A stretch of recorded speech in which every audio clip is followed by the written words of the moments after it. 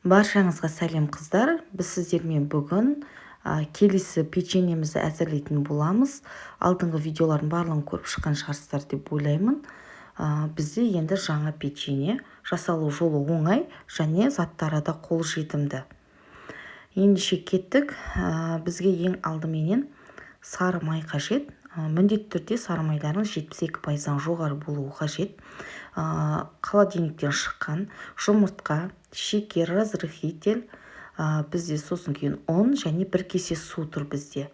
Ең алдымен шекерімізді салып жібереміз майымызға, және жұмыртқамызды салып жібереміз. Бұл жерде менде 4 штук жұмыртқа, және разрыхителімізді ұнға қосып қоямыз.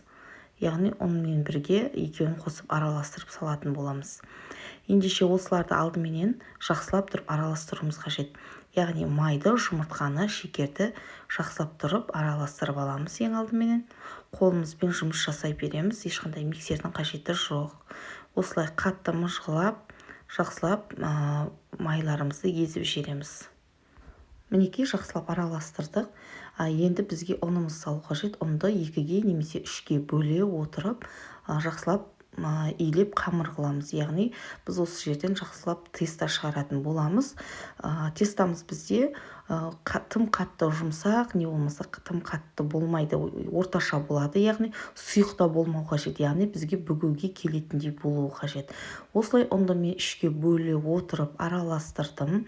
Бізде әлі қарасаңыздар, бізде су қалды, әлі қосылмаған.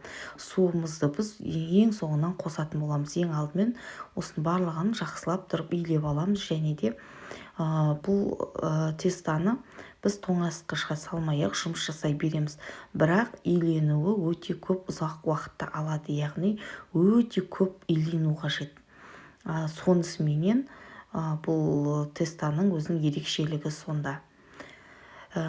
Мінекей барлығын араластырып болдым.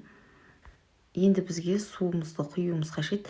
Ас қасықпенен суды мінекей дәл осылай 2 қасықтан сала отырып илейсіздер. Яғни судың барлығын бірден құйып жіберуге мүлдем болмайды. Осылай араластырып отырып, арасында 2 қасық судан құйып отырыңыздар. Бұл жерде дәл осы қағиданы сақтап қалыңыздар. Мінекей мен уже 4-ші қасықты құйдым. Солай құя отырып, қатты мыжғылап отырып құямыз. Жаңағы осы тестаны қазір илеген кезде сіздерде бұл тестамен ұзақ жұмыс істеулеріңіз қажет болады. Сондықтан осы нәрселерді мұқият өздеріңізге алып қалыңыздар. Мінекей 6-шы қасық қостым. Егер де сіздерде қамырларыңыз сұйықтау болып көрінетін болса, 8 қасық қоссаңыздар да болады. Яғни ас қасықпен кәдімгі қарапайым суды 2 қасықтан осы тестаға араластырып отырып құясыздар.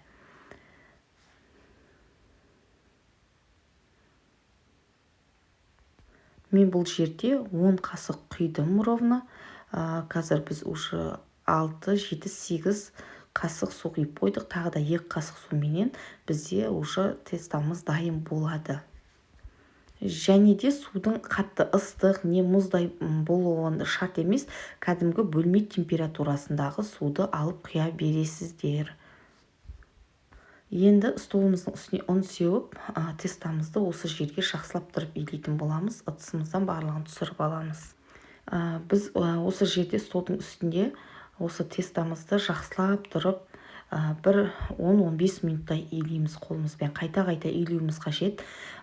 Өзі бізде теста дайын болатын кезде өзі белгілі болады. Яғни біреуін алып қолменен көресіздер. Қазір мен көрсетемін видеода қалай тексеретіндеріңіздер. Бетінде бізде қамыр жыртылып, тесіліп, бүршіктеліп тұрмау керек. Яғни бір келкі болуы қажет. Мен осылай қайта-қайта иледім, 15 минуттай иледім тестаны. Осылай қайтара бересіздер, ешқандай қиындығы жоқ. Мінекей осылай біреуін алып, мен қазір жасап көріп жатырмын. Бұл пробаға мінекей мен осылай бүгуге ыңғайлы ма, қамырдың бетінде сызықтар қалмайды ма, соны көріп жатырмын. Мінекей тағы да маған кішкене илеу қажет болады. Тағы да 5 минут илеп жібереміз. Мінекей бізде теста дайын. Енді ары қарай бүгу жұмысын бастайтын боламыз, яғни печеньеміздің формасын келтіретін боламыз. Мінекей бізде енді начинкамыз шекерменен жаңғақ. Жаңғақты мен блендердан өткізіп майдалап алдым, мінекей ұнтақтап, және шекерді қостым. Екеуін жақсылап тұрып араластырып, осы күйінде басқа еш нәрсе қоспай, біз арасына осыны салатын боламыз. Бұл пештеге пісіп шыққаннан кейін арасында үгітіліп тұрмайды, әдемі дәм береді. Сондықтан міндетті түрде дәл осындай начинканы жасаңыздар. Енді мінекей бізде тестамыз дайын болып тұр. Енді 33-35 грамм шығатындай етіп, осылай барлығын шариктеп шығамыз. Сіздерге айтатыным, егер де сіздер көз өлшемімен жасасаңыздар да болады, бірақ барлығы да бір келкі болсын десеңіздер, таразыменен өлшесеңіздер де болады. Яғни таразымен өлшеп барлығын бірдей етіп жасауға болады. Және бұл печеньелерді жаңа айтқанымдай сатуға, қонақ үйге күткенде жасағанға өте керемет болады. Сондықтан егер де сіздер сататын болсаңыздар, сіздер бір келкі болу үшін міндетті түрде таразбен өлшеп жасауларыңыз қажет болады. Мінекей барлығын осылай шарик етіп аламыз. Мінекей енді мен сіздерге жайып, бүгіп көрсететін боламын. Кішкене ұн сеуіп жібереміз. Қатты бір домалақ болу шарт емес. Негізінде егер қолмен де басып домалақ етіп жасап те жасай беруге болады. Не оқтаумен жайып та жасауға болады. Мінекей осындай кішірек домалақ етіп алдым. Енді арасына начинкамызды саламыз. Мінекей бізде енді қазір құрғақ кезінде осылай кішкене шашыраңқырап тұрады, бірақ ешнәрсе етпейді. Және келесі бетін басып, жағын жақсылап тұрып басып шығамыз. Кәдімгі сіздер ұйғыр самсасын жасап көрген болсаңыздар, дәл ұйғыр самсасы сияқты етіп жасайтын боламыз. Яғни шеттерінде дәл солай етіп бүгетін боламыз. Мінекей видеода мен қазір көрсетемін, дәл осылай бүгесіздер. Шетінен бастап, ең бірінші шетін қатты басып, қамырды шығарыңқырап, қайтадан соны келесіне апарып басу арқылы дәл осылай баса бересіздер. Ешқандай қиындығы жоқ. Кәдімгі ұйғыр самсасында етіп басасыздар. Мінекей қараңыздар, сіздерге мысалы қатты мыжған кезде бізде осында қамыр артылады. Сол артылған қамырды қайтадан ішке қарай кіргізіп, қайтадан қатты басу арқылы осылай жасайсыздар. Сіздерге түсінікті деп ойлаймын. Сіздерге дәл осылай 2-3 рет бүккенді түсінікті болу үшін тағы да көрсетіп жіберемін. Ең шеткі ұшын осылай басқаннан кейін артына қарай бүгіп жинап қоямыз. Мінекей қараңыздар, бір келкі әдемі болды. Дәл осылай жасай бересіздер. Ешқандай қиындығы жоқ. Дәл осылай барлығын домалақтап жасап, ішіне начинкамызды салып, дәл осылай бүгіп барлығын жасап шықсаңыздар болғаны. Осы кезде пешімізді қыздырып қоямыз. Пештеріңіздің қандай екеніне байланысты қоясыздар градусын, яғни қатты қызатын пеш па, соған байланысты. Әсет пештер болса 170 градуста пісіре берсеңіздер болады. Әсет пеште де бұл печеньелер әдемі пісетін болады. Мінекей тағы да бір түрін тағы да бір рет бүгіп көрсетіп жіберемін. Сіздерге түсінікті болу үшін. Мінекей ең шеткісін осылай басып, тағы да қаттырақ басып, артылып тұрған жалпақ қамырды қайтадан ішке қарай кіргізіп, үстінен баса отырып осылай жасайсыздар.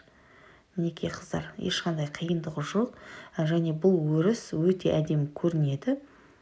Сондықтан міндетті түрде осылай жасаңыздар. Ал егер де тіпті бұлай бүге алмаймын десеңіздер, домалақ етіп те басқаша етіп формасын келтіріп, өздеріңізге ыңғайлы етіп жасауға болады. Тек теста мен начинканы осындай етіп жасасаңыздар болады. Болды. Мінекей дайын. Енді пешімізге салып барлығын пісіріп алуымыз керек. Оған ең алдымен біз қазір бұның бетіне жұмыртқамызды жағатын боламыз. Мінекей жұмыртқаның жағып шығамыз бетіне, барлық жеріне тигізіп. Енді қалауларыңызша кунжутты бетіне сеуіп шығасыздар. Фисташка сепсеңіздер де болады, орех себуге де болады. Ол өз қалауларыңызша жасай бересіздер. Мінекей біз пісіріп алдық пешімізге. Өте әдемі сарғыш түсте болды.